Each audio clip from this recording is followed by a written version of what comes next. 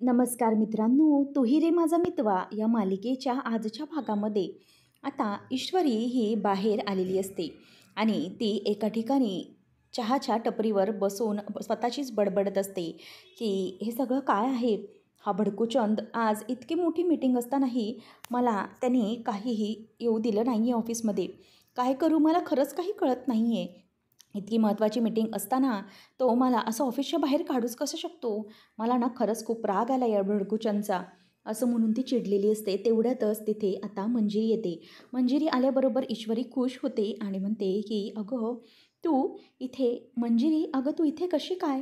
तिकडे त्या रायाचं आणि जयचं इतकं सगळं चालू असताना तू इथे कशी आलीस? त्यावेळेला मग ती म्हणते की हो, मला माहिती आहे तिकडची परिस्थिती ही खूप गंभीर आहे, परंतु मी तुझ्यासाठी इथे आले. अगं तुला भेटणं ही तितकंच गरजेचं होतं म्हणून तुला भेटायला आले मी. तुला माहिती आहे का, आता मी अशीच उभ्या उभ्या तुला भेटणार आहे आणि अशीच निघणार आहे. तेव्हा ईश्वरी म्हणते की प्लीज जरा बस, हे खातेस का? तेव्हा मग मंजिरी म्हणते की नको, मला सांग तू इथे एकटीच अशी का बसली होतीस आणि कशाला अशी स्वतःशीच बडबडत होतीस? तेव्हा मग ईश्वरी म्हणते की हो, माझ्या आयुष्यात ना वेगळंच चाललं आहे, काय सांगू तुला कळत नाही. हे सगळं कधी संपणार आहे भगवान जाणे. तेव्हा मग मंजिरी म्हणते की अगं असं बोलू नकोस, नेमकं काय झालं ते तुम्हाला सांगशील का?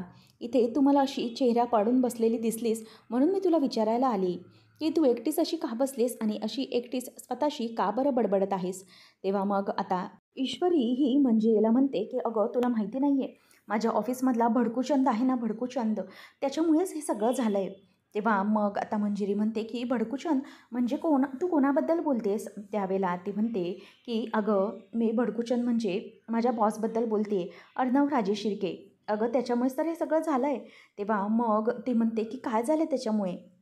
मग ती म्हणते की अगं तुला काय सांगणार, माझ्या ऑफिसमध्ये ना आज फॉरेन डेलिगेट्स येणार होते आणि इतकी महत्त्वाची मीटिंग आणि इतकी महत्त्वाची कॉन्फरन्स असताना देखील त्याने मला ऑफिसमध्ये यायला नकार दिला आणि मला त्याचा खरंच खूप राग येतो आहे. इतकं काम असतानाही त्याने मला येऊ दिलं नाही आणि त्याला असं वाटतं की मी काहीच कामाची नाही आहे, मी फक्त त्याच्या कामामध्ये प्रॉब्लेम करत राहते, असंच त्याला सतत वाटत असतं. म्हणूनच ना मला या सगळ्याचा खूप राग आलेला आहे, मला चिड येते त्याच्यावर. तेव्हा मग मंजिरी म्हणते की अगं पण असं काय झालं आहे, तू असं काय केलंस की त्याच्याबरोबर असं घडलं आहे? आणि जर तू इतका चुकीचं वागत असेल तुझ्याबरोबर तर तू त्याच्या ऑफिसमध्ये का नोकरी करतेस? तेव्हा मग ईश्वरी म्हणते की मजबुरी, काय करणार, मजबुरी आहे मंजिरी माझी. अगं मी त्याची कास तोडली. तेव्हा मंजिरी म्हणते की काय, काय बोलतेस तू, काच तोडलीस म्हणजे नक्की काय केलंस काय तू? तेव्हा आता ईश्वरी त्याला सांगायला लागते की अगं त्या दिवशी काय घडलेलं मी तुला सांगते. मी माझ्या आत्यासाठी अस्थमाचा पंप भरून आणण्यासाठी निघाले होते. त्यावेळेला मी गाडीवरून चालत चाललेले आणि काच ही, म्हणजे जो माझा हेल्मेट आहे ते त्याच्या काचेवर पडलं आणि काच फुटली. तेव्हा आता लगेच मंजिरी डोक्याला हात लावते आणि म्हणते की अरे देवा, म्हणजे असा सगळा प्रकार घडला आहे तर? तेव्हा मग ईश्वरी म्हणते की हो ना, असं सगळं घडलं. आता मला सांग की याच्यामध्ये माझी काय गलती आहे? मी काहीच केलेलं नाही तरी उगीचच तो मला हे सगळं बोलला. त्यावेळेला मग आता मंजिरी म्हणायला लागते की पण मला एक कळतं आहे की हे जे सगळं काही घडतं आहे ना, ते नक्कीच तुझ्या चांगल्यासाठी घडत असणार. तू ना इमानदारीने तुझं काम करत राहा. तुला माहिती आहे ना की तो काही झालं तरीही तुला आता काही बोलत नाही आहे किंवा तुला अप्रिशिएट करत नाही आहे, पण ना तू तुझं काम अगदी व्यवस्थित करत राहा. काही झालं तरीही तुझ्या चेहऱ्यावरची नाही स्माईल सोडू नकोस आणि तुझ्या जो चेहऱ्यावरचा हा जो तेजपणा आहे ना, त्यामुळे सगळं काही व्यवस्थित होईल बघ. मी तुझ्यासाठी खरंच खूप इथे आली आहे कारण मला तुला भेटण्याची खूप इच्छा होती आणि त्याच्यासाठीच तुला एक गिफ्ट आणलं आहे मी. तेव्हा मग ती म्हणते की गिफ्ट, कसलं गिफ्ट? मग मंजिरी तिला देवीची मूर्ती दाखवते आणि म्हणते की ही बघ, ही देवी आई आहे ना, ती सगळ्या संकटाचा सामना करण्याचं बळ देते. ती नक्कीच तुला या सगळ्या संकटातून बाहेर काढेल आणि तुला सगळ्या संकटांचा सामना करण्याचं बळ ती नक्कीच देईल. मला माहिती आहे की या सगळ्यामध्ये तुझी काहीच चूक नाही, तू अगदी इमानदारीने तुझं काम करतेस ना, मग बस झालं. तुला कोणालाही काही सांगण्याची गरज नाही. ही घे देवीची मूर्ती आणि तिच्यामुळे एक वेगळीच शक्ती तुझ्या अंगामध्ये संचारेल आणि तुला कधीही कुठल्याही गोष्टीची कमी पडणार नाही. आणि मी माझ्या ईश्वरीला तर ओळखतेच, एकदा जर तिने काही मनामध्ये आणलं तर ते पूर्ण केल्याशिवाय ती शांत बसत नाही, बरोबर ना? मग आता तुझ्या मनातल्या ज्या इच्छा आहेत ना, ती देवी आई पूर्ण करेल आणि तू किती चांगली आहेस ना, त्या तुझ्या त्या भडकूचंद का कुणाला नक्कीच कळेल. असं म्हणून आता ती तिला समजावते आणि म्हणते की खरं तर मनाने रागीट असणारी माणसं ही खूप चांगलीच असतात. मी रायाबाबतीत पण तसाच विचार करायचे, पण तो खरंच खूप चांगला आहे. असं मंजिरी तिला सांगते. परंतु आता ती म्हणते की नाही अगं मंजिरी, मला तरी कळत नाही आहे, हा भडकूचंद जरा वेगळाच आहे. त्यावेळेला आता मंजिरी म्हणते की बरं ठीक आहे, ही देवीची मूर्ती मी तुला खास देण्यासाठी आलेली आहे, मी निघते. असं म्हणून मंजिरी आणि ईश्वरी दोघीही एकमेकींना जवळ घेतात आणि मंजिरी म्हणते की बरं चल, आता मी निघते, माझी वेळ झालेली आहे, निघते मी. असं म्हणून ती बाय करून निघते आणि देवीची जी मूर्ती असते ती ईश्वरी तिच्याकडे आता हातातच घेऊन बघत असते. कारण तिने खूप मोठं वरदान तिला दिलेलं असतं. आता देवी आईची मूर्ती ही ईश्वरी हातात घेते आणि तिच्याकडे अगदी निरखून बघत म्हणते की देवी आई, मला माहिती आहे माझ्या आयुष्यात जे काही चाललं आहे ना, त्यामध्ये तू नक्कीच मला माझ्या संकटांचा सामना करण्याचं बळ देशीलच. त्या भडकुजनला वागायचं आहे ते वागू दे, त्याला जे काही करायचं आहे ते करू दे, परंतु मी माझं चांगलं काम करण्याचं सोडणार नाही. तू माझ्या सगळ्या प्रयत्नांना, माझ्या संकटांना बळ देशील हे मला माहिती आहे आणि म्हणूनच मी तुझ्यासोबत आहे. किती काय झालं तरी तू माझी साथ कधीही सोडू नको. तुझ्या नावानेच मी माझ्या कामाला सुरुवात करणार. असं म्हणून आता ती हात जोडते. तर इकडे अर्णव आणि आकाश दोघेजणही ऑफिसला निघणार असतात. तेव्हा आकाश त्याला स्पीच आणून देतो आणि अर्णव म्हणतो की रेडी आहे ना सगळं, आणि एकदा गो थ्रू करतो तर म्हणतो की व्हेरी गुड, सगळं काही व्यवस्थित आहे. बरं ऐक, आता आपण ऑफिसमध्ये निघूया. तेव्हा आकाश म्हणतो की मला जरा मध्ये काम आहे, तू निघशील का? तेव्हा आकाश म्हणतो की येस, बी ऑन टाईम, कारण आपल्यासाठी खूप महत्त्वाची मीटिंग आहे. तेव्हा मग आकाश निघून जातो आणि अर्णव हा गाडीने निघालेला असतो. त्याच वेळेला इथे आता अर्णव हा गाडीने गेल्यानंतर त्याला समोरच्या रस्त्यावर खूप जास्त असा आवाज आणि चावचाव ऐकायला येत असतो. तो आता समोर बघतो तर समोर खूप माणसांची भांडणं चालू असतात. 2 माणसं असतात, ते एकमेकांबरोबर भांडत असतात. दोघंही रॉंग साईडने एकमेकांवर गाडी घालतात आणि भांडत बसलेले असतात. आणि सगळी पब्लिक ही त्यांना त्यांचं भांडण मिटवण्यामध्ये लागलेली असते आणि सगळीकडे नुसती जाम झालेली असते. त्यावेळेला आता अर्णव म्हणतो की यांचं काय चालू आहे, रस्त्याच्याच मध्ये हा सगळा कसला गोंधळ घालून ठेवला आहे. म्हणून अर्णव आता गाडीमधून खाली उतरून बघतो तर दोन्ही बाजूने अगदी ट्रॅफिक जाम करून ठेवलेली असते. गाड्या जायला कुठेही जागाच नसते. त्याच वेळेला आता अर्णव हा गाडीतून उतरतो आणि एक माणूस त्याला सांगतो की अहो साहेब, काय सांगणार, किती ट्रॅफिक जाम करून ठेवली आहे, गेला अर्धा तास झाला नुसते भांडतायत. तर मग अर्णव म्हणतो की त्यांचं झालं आहे काय नक्की? तेव्हा तो माणूस सांगतो की अहो काय नाही, नेहमीचंच त्यांचं, दोघांनीही रॉंग साईडने गाडी आणली आणि मग दोघांच्या गाड्या एकमेकांना अडरल्या आणि आदळल्यानंतर आता मग दोघं एकमेकांशी भांडतायत. नुसती ट्रॅफिक जाम करून ठेवली आहे. सर, मला तरी वाटत नाही 1.5 ते 1 तास यांचं काही थांबेल. यांचं काम चालूच आहे. तुम्ही एक काम करा, मागच्या बाजूने गाडी घ्या, दुसरा रोड आहे तिथून गाडी काढा. असं म्हटल्यानंतर अर्णव आता गाडी घेऊन तिथून निघालेला असतो आणि जो माणूस अर्णवला मिसगाईड करतो तो माणूस हा वल्लरीचाच असतो आणि तो मॅडमला सांगतो की मॅडम, तुमचं काम झालं आहे, अर्णवराजे शिर्केची गाडी ही बागच्या साईडने जो रस्ता ठरवला आहे तिथूनच गेली आहे. तेव्हा मग आता वल्लरी म्हणते की ठीक आहे, तुमचं काम झालं आहे, तुम्हाला तुमचे कामाचे पैसे मिळतील.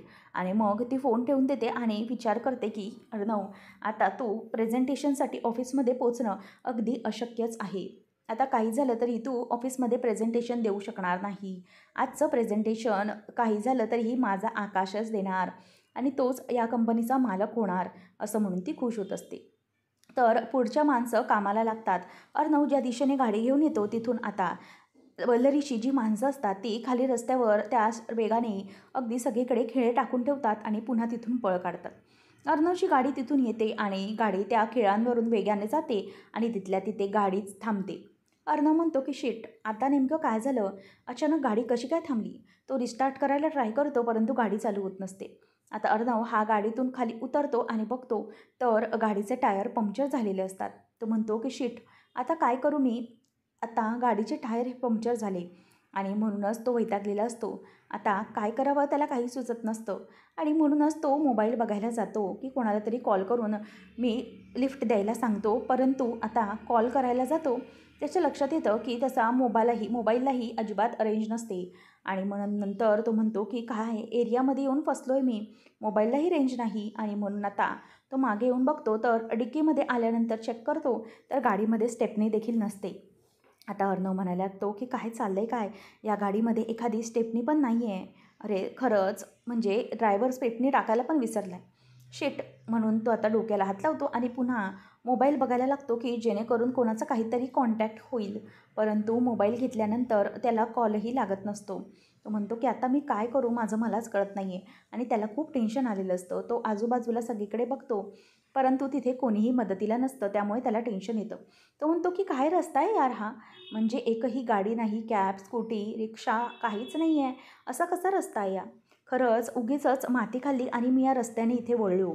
खरंच खूप मोठा प्रॉब्लेम होऊन बसला आहे, असं आता अर्णव स्वतःशीच म्हणत असतो आणि खूप वैतागलेला असतो. आणि त्या गाडीच्या टायरला तो सारखे सारखे लाथ मारत असतो, जेणेकरून त्याला खूप फ्रस्ट्रेशन बाहेर काढायचं असतं, परंतु तिथे कोणी नसतं. आता अर्णव घड्याळ बघतो तर ऑलरेडी खूप टाईम झालेला असतो. अर्णव म्हणतो की इट्स हाय टाईम नाव. आता मला इथे काही एखादी व्हेकल मिळाली नाही तर खूप मोठा प्रॉब्लेम होऊ शकतो. आणि तिथे फॉरेन डेलिगेट्स येणारे, जर वेळेवर प्रेझेंटेशन सुरू झालं नाही तर मात्र खूप प्रॉब्लेम होईल. मला काहीतरी केलं पाहिजे. तर इथे आकाश हा सारखा सारखा अर्णवला कॉल लावत असतो, परंतु त्याचा कॉल लागत नाही. आकाश लावण्याला म्हणतो की काय चाललं आहे, कधीही दादा असा उशीर करत नाही, आज त्याला असा उशीर कसा झाला अचानक? तेव्हा मग लावण्य म्हणते की हो ना आकाश, अरे यार आजपर्यंत कधीही उशीर आलेला नाही आहे आणि हे प्रेझेंटेशन इतकं महत्त्वाचं असताना आज त्याला हा इतका उशीर कसा काय होतोय? त्याच वेळेला तिथे आता लावण्याबरोबर वल्लरी देखील समोर आलेली असते. आता आकाश म्हणत असतो की काय करावं ना काहीच कळत नाही. तो सारखा सारखा कॉल लावतो, परंतु त्याचा फोनही लागत नसतो. आता लावण्य म्हणते की we have to do anything. खरं आहे, मला असं वाटतंय इन दॅट केस AR आला नाही तर मग तुलाच आकाश हे प्रेझेंटेशन द्यावं लागेल. तसंही स्पीच तूच रेडी केलं आहेस. त्यावेळेला मग आकाश म्हणतो की नाही, नो वेज, मी हे प्रेझेंटेशन देऊ शकत नाही, हे दादाच देणार. त्यावेळेला तिथे वल्लरी येते आणि म्हणते की का, तू का प्रेझेंटेशन बरं देऊ शकणार नाहीस? अरे तुला तर ह्या सगळ्याचं नॉलेज आहे ना, मग तू प्रेझेंटेशन दिल्याने काय फरक पडतोय? त्यावेळेला मग आकाश म्हणतो की मॉम, तू अचानक इथे कशी काय? तेव्हा मग ती म्हणते की अरे आज मी प्रेझेंटेशन बघायला आली आहे तुझं, आणि म्हणूनच इथे तुला भेटायला आले होते मी. कारण तुझं प्रेझेंटेशन हे मला बघणं खूप महत्त्वाचं वाटलं ना, म्हणूनच मी इथे आले. त्यावेळेला आता तो म्हणायला लागतो की एक मिनिट मॉम, मला जरा कळत नाही आहे की तू अचानक इथे आली आहेस आणि तू म्हणतेस की तू माझं प्रेझेंटेशन बघायला आली आहेस.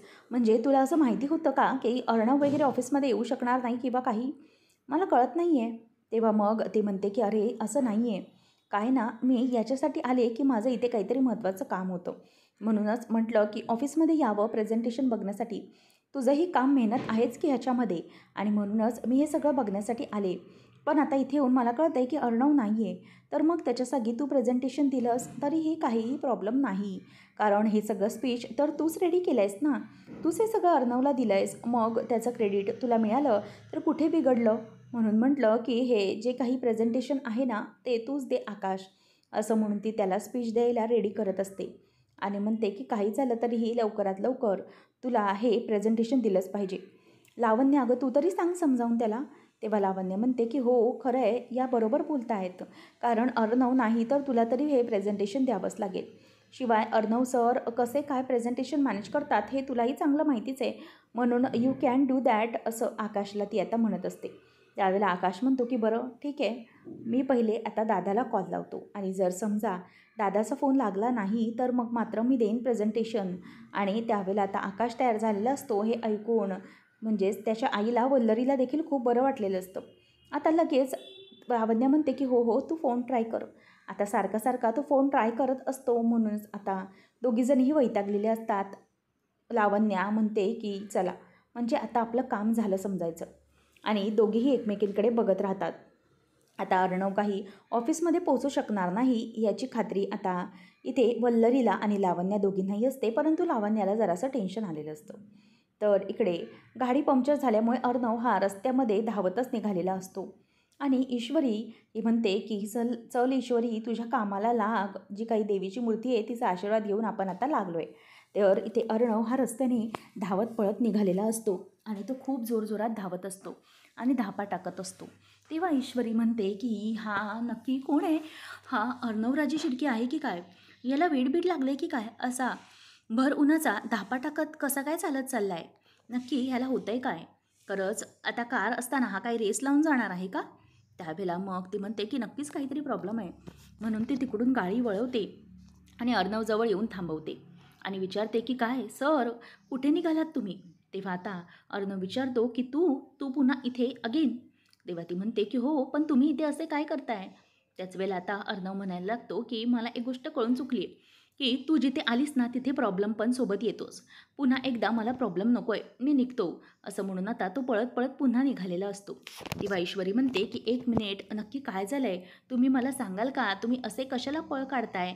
त्यावेळेला आता तो म्हणायला लागतो की हे बघ, काय ना, माझा जो काही प्रॉब्लेम आहे ना तो मी बघून घेईन, त्यामुळे तू तुझं काम कर. तेव्हा ती म्हणते की "ओ, तुम्हाला काय वेड लागलं आहे का? इथे अशा घामाच्या धारा तुमच्या लागल्यात आणि तुम्ही काय तिथे स्पर्धा खेळताय का रेसिंगची?" तर तो म्हणतो की "माझी महत्त्वाची मीटिंग आहे, तू मध्ये आडकाठी आणू नकोस, फॉरेन डेलिगेट्स येणार आहेत." तेव्हा मग ती म्हणते की "फॉरेन डेलिगेट्स तुम्हाला काय वाटतं की तुम्हाला अशा घामटलेल्या अवतारामध्ये पाहून काय करतील? ते तुमच्याबरोबर मीटिंग नाही करणार तर तुम्हाला ते डिओ देतील, कळलं? इतका घामाचा वास मारेल." तेव्हा मग तो म्हणतो की "तू शांत बस, मला तुझ्याशी बोलायचं नाही आहे." तेव्हा मग आता तरीही तो चालतच चाललेला असतो. ईश्वरी म्हणते की "काय आहे हा भडकूचंद? याला याच्या कामाचं सांगते तरी याला ऐकायला तयार नाही. इतका घामाच्या धारा लागतील, हा ऑफिसमध्ये तर काय पोहोचूच शकणार नाही." आणि मग ती पुन्हा त्याच्या मागे गाडी घेऊन जाते. अर्णवने आता स्वतःचं ब्लेझर वगैरे सगळं काढलेलं असतं, कारण त्याला खूप घाम आलेला असतो. ईश्वरी येऊन उभी राहते आणि म्हणते की "ओ, तुम्हाला तुमच्या चांगल्याचं सांगितलेलं कळत नाही आहे का? तुम्ही ऑफिसमध्ये पोहोचूच शकणार नाही आहे वेळेवर. आणि तुम्ही जरी पोचलात तरी इथे काही कॅब वगैरे काही भेटणार नाही, कारण कॅबची हडताल आहे." तेव्हा तो म्हणतो की "तुला कसं माहिती?" ती म्हणते की "मला सगळं माहिती असतं, तुम्ही बोला." मग तो म्हणतो की "बरं ठीक आहे, मला वेळेवर पोचायचं आहे, एक काम कर, तू उतर." तेव्हा मग ती म्हणते की "काय? उतर, तुमचं डोकं वगैरे ठिकाणावर आहे का? उतर म्हणजे काय? आणि तुमच्या माहितीसाठी म्हणून सांगते की ही गाडी काही माझी नाही आहे, ही गाडी मी दोस्ती यारी खातीमे आणलेली आहे एका गॅरेजवाल्याकडून, आणि त्याने मला माझ्या कामासाठी दिली आहे, त्यामुळे मी कोणालाही अशी देऊ शकत नाही. तुम्हाला बसायचं आहे तर इथे मागे बसा." अर्णव म्हणतो की "मी तुझा बॉस म्हणून तुला ऑर्डर देतोय, उतर खाली, मला बसू दे." तेव्हा मग ती म्हणते की "ओ अर्णव राजे शिर्के, ही जी ऑर्डर आहे ना ती ऑफिसमध्ये बॉस म्हणून ऑफिसमध्ये ऑर्डर द्यायची. इथे बाहेर तुम्ही माझे कोणी बॉस वगैरे लागत नाही, कळलं? तुमच्या कामाचं सांगितलं आहे, तुम्हाला बसायचं आहे तर बसा, नाहीतर राहा." तेव्हा मग आता अर्णव चिडचिड करत असतो. तो म्हणतो की "नो वेज." मग ते म्हणते की "बघा तुम्हाला काय करायचं आहे, तुम्हाला वेळेवर प्रेझेंटेशनसाठी पोचायचं आहे की असं तिथेच राहायचं आहे ते जा. मी तर निघते, मला तर बाबा खूप उशीर होतोय." त्यावेळेला तो म्हणतो की "बरं ठीक आहे, पण हे मागे काय बादल्या आणि हे रद्दी मी कसं बसणार आहे?" तेव्हा ती म्हणते की "अहो ॲडजस्टमेंट करून बसा तरी आधी. तुम्ही कधीही ॲडजस्टमेंटची मजाच घेतली नसेल तर मग कसं चालणार? म्हणूनच कधीतरी ॲडजस्टमेंट करायला शिका मिस्टर राजे शिर्के." आणि नंतर मग ती म्हणते की "1 मिनिट सर, माझ्या डोक्यामध्ये एक आयडिया आली आहे." असं म्हणून ती त्याला आयडिया असं बोलते. त्यानंतर इथे सगळेजण वाट बघत असतात आणि लावण्य म्हणत असते की अर्णवला काही कॉल लागणार नाही.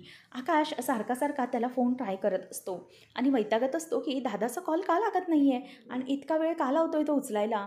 तेव्हा आता लावण्या आणि ईश्वरी दोघी एकमेकींकडे बघत हसत असतात आणि काही झालं तरी आज माझ्या अर्णवचंच प्रेझेंटेशन होणार, यामुळे वल्लरी खूप खुश असते.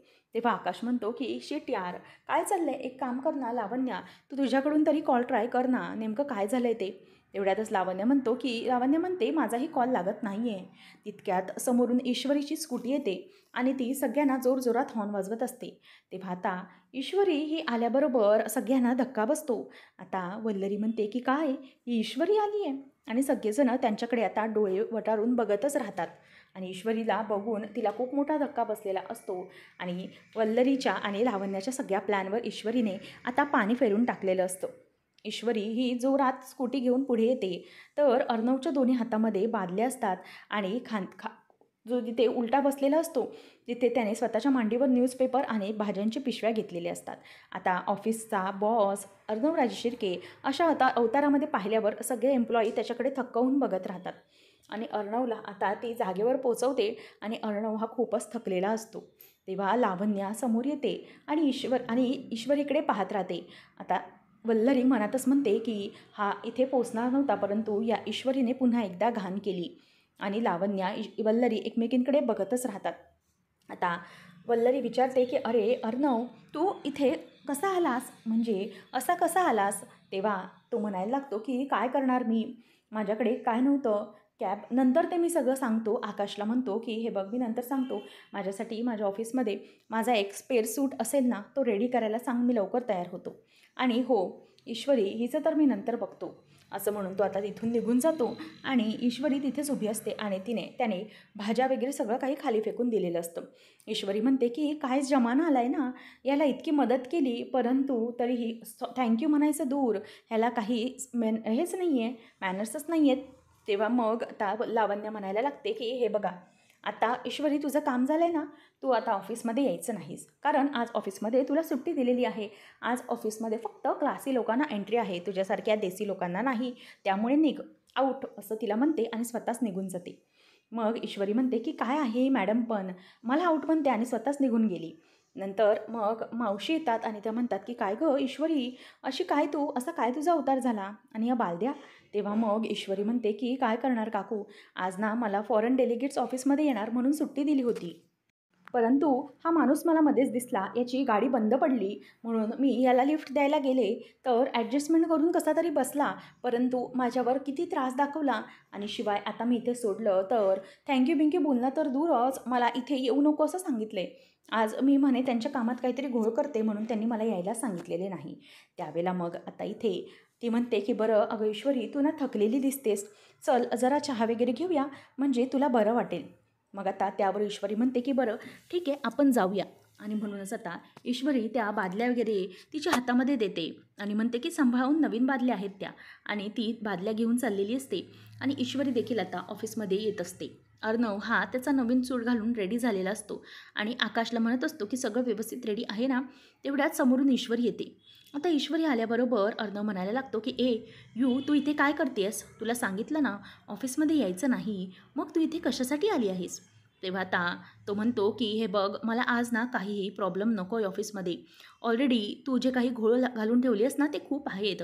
सात्विक फॅशनच्या इंदोर शोमध्ये जो काही प्रॉब्लेम करून ठेवला आहेस, त्यानंतर आत्तापर्यंत तुझ्यामुळे माझ्या लाईफमध्ये फक्त आणि फक्त प्रॉब्लेम्स येत आहेत.